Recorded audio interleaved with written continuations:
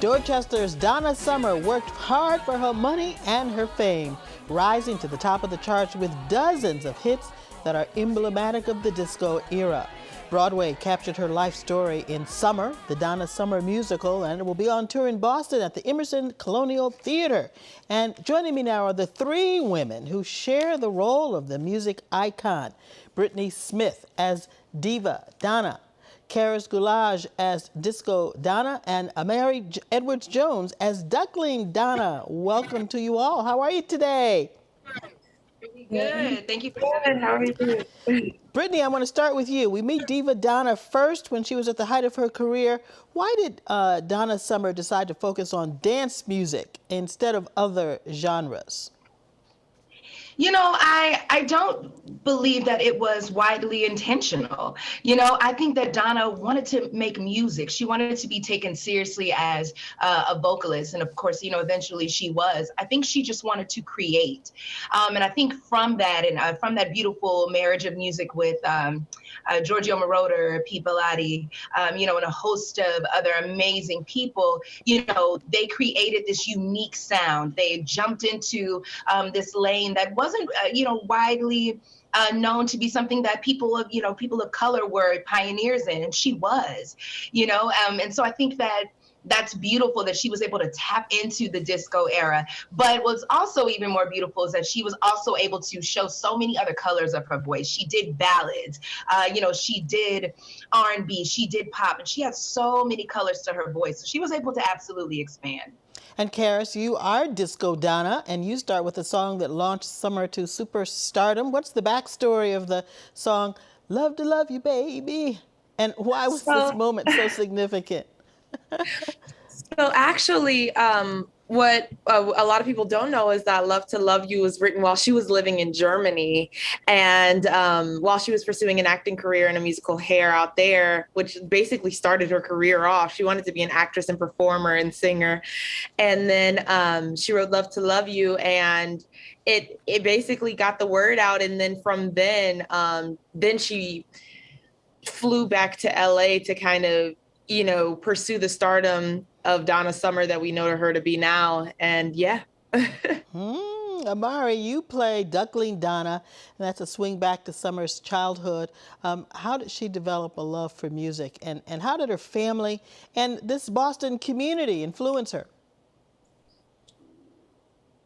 She started when she was young. She would put on performances with her siblings. And it was just something she did for people around the neighborhood and her family, and they were really supportive. But it wasn't until she was in church and she had to do a solo because someone was sick. And that's where she found music. And well, that's where she realized she wanted to perform all over the world and influence people with her music. Yeah, you know, we say that we own her here in Boston because she started here, and everybody's just so proud to have Donna Summer be a part of the community. I'm going to go back to you, Brittany. Tell us one of the interesting things that you might have learned about Donna Summer as you were preparing for the show that you did not know. You know, I always say that I learned so much more about her resilience. Donna, you know, went through a lot. She dealt with a lot, as so many of us do, you know, in our lives in different ways. And, you know, with our musical icons and artists, we know the art. We know the music, we know what they put out, and we love it, and we loved her for it. But, you know, there was a woman that fueled those lyrics. There was a woman behind the music. And there were things that she dealt with that really, really fueled how she felt at the time. And so I learned so much about her resiliency, her ability to push past barriers, kick down doors, and to really be taken seriously as a viable artist in the industry. And of course, as a woman, that is incredibly empowering to understand the power of your own prowess and your own womanhood, and to be able to stand in that. And Karis, I was doing a little bit of reading. Donna Summer had almost 20 hits. Oh yeah, she was one of the skyrocketing, I would call her a skyrocketing pioneer of not just the disco era, but for music in general. And because of all of her hits, and you could hear a lot of artists today sample a lot of those hits. You know, we know Beyonce samples Love to Love You and Naughty Girl, you know, and without her, we would have no Beyonce. Like Beyonce would not be who Beyonce is. Rihanna would not be who Rihanna is. Janet would not be who Janet is because of those hits that she wrote. And also also just her being such a front runner and an advocate for women's rights in the music industry, but also women of color in the music industry. So finding out that she had, 20 top hits was no surprise to me. She's a legend and she's a pioneer. So we can expect nothing less. Yeah, 20 top hits is amazing. And she also was a groundbreaker in terms of owning the rights to her music and producing them. Is that correct, Karis?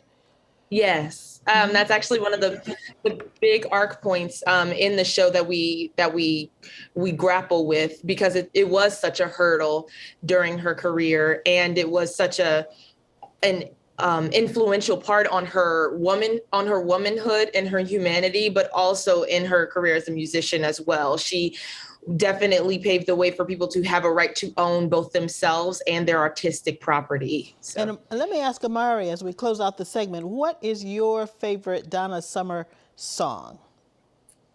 Love to Love You. Love to Love You. And why is that one your favorite?